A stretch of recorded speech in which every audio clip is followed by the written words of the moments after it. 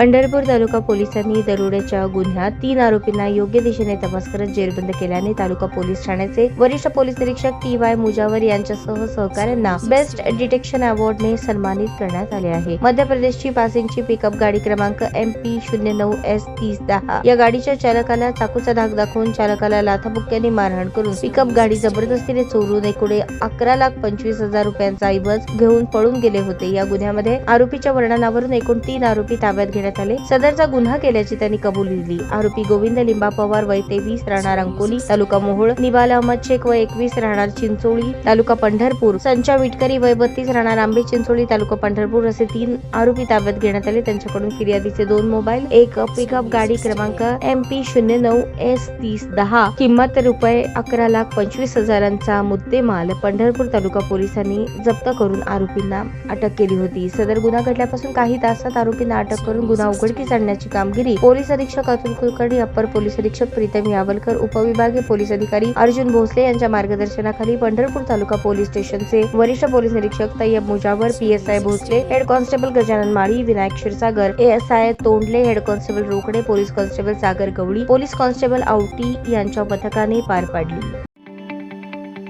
ताज्या बातम्या पाहण्यासाठी प्राईम महाराष्ट्र न्यूज चॅनलला सबस्क्राईब करा।